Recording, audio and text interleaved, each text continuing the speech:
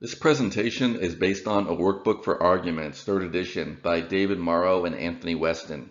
We're going to look at Rule 32, which is about how to deal or reckon with objections to an argument. An objection is a counter-argument, an argument against another argument. There are two main kinds of objections. One, you attack a premise of the other argument saying that it's false. Two, you argue that the other argument is weak or invalid, so there's a logical gap between the premises of the other argument and its conclusion.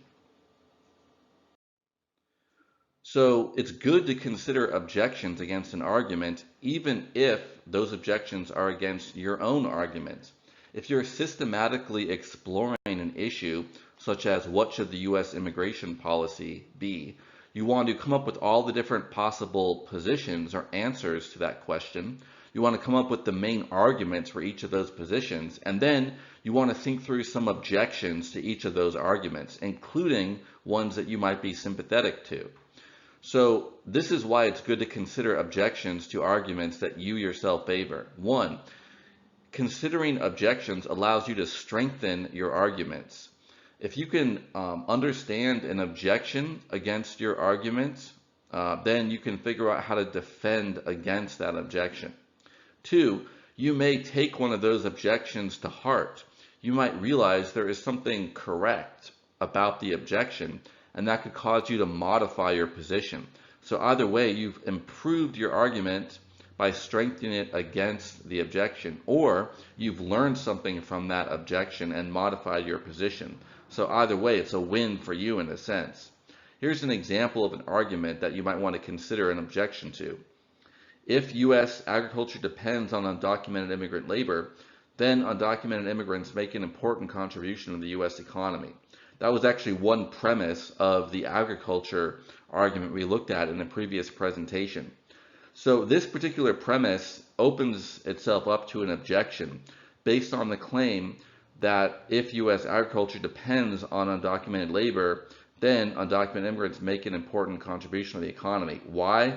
Because it's kind of an open question how important the agricultural sector is to the U.S. economy. You can see from this pie chart that agriculture makes up 1% of total U.S. GDP, gross domestic product. That's a value economists use to measure the total amount of production in an economy.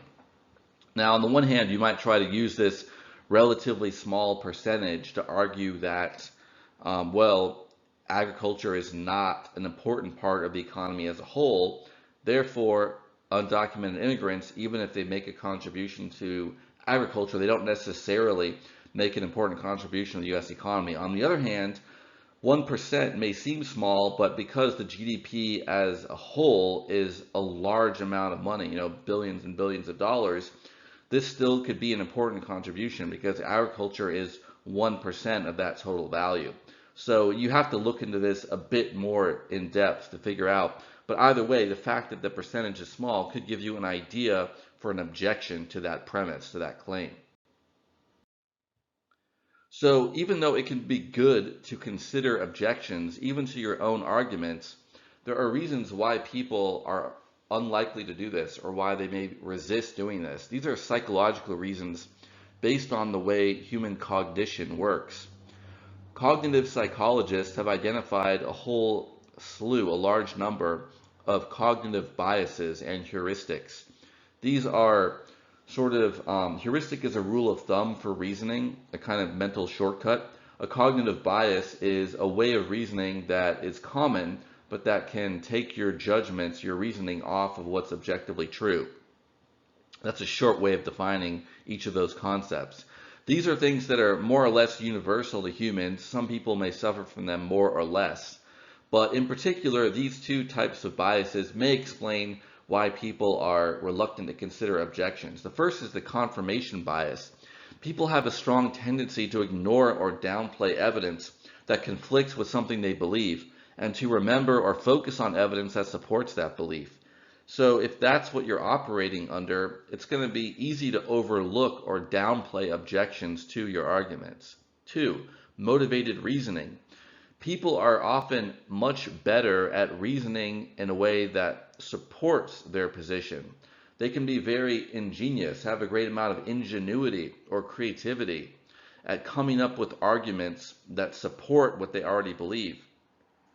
And they can be difficult to come up with arguments. It can be psychologically difficult to even conceive of or think of objections to their argument.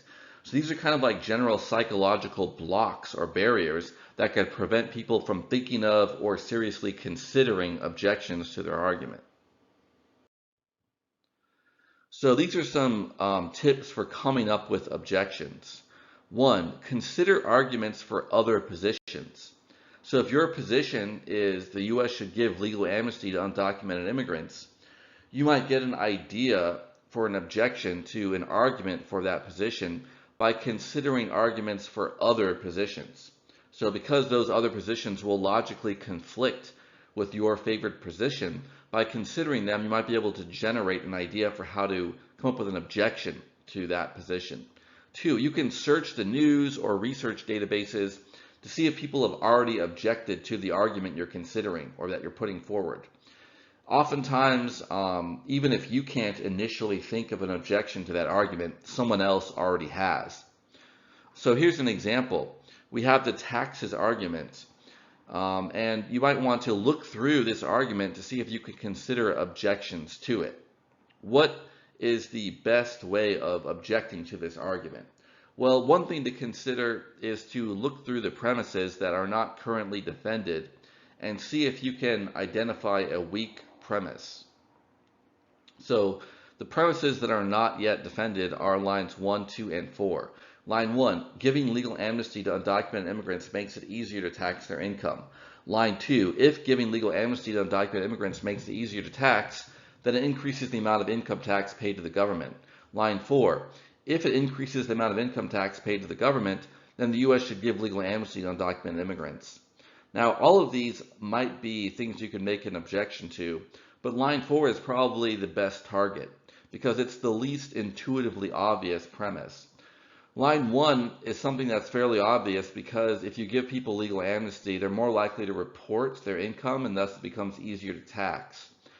Line 2 is also fairly obvious because if someone's income is easier to tax, it should on average increase the amount of income tax paid to the government.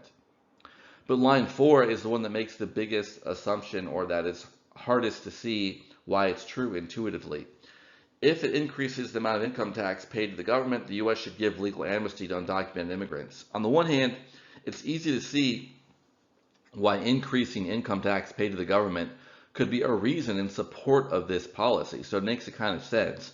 On the other hand, increasing tax revenue is not the only justification or the only consideration to keep in mind when looking at a policy. There could be other values you want to look at as well. So that's the premise that you might want to develop an objection to.